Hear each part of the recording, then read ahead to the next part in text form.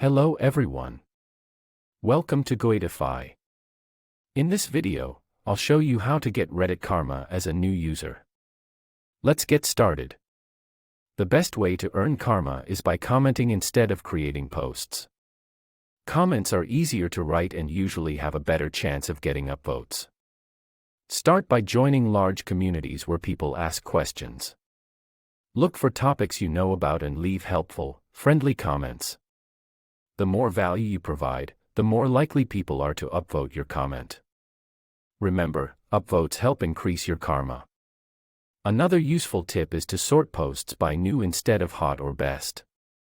This lets you comment on fresh posts before they become crowded. Early comments are seen by more people, giving you a better chance of receiving upvotes.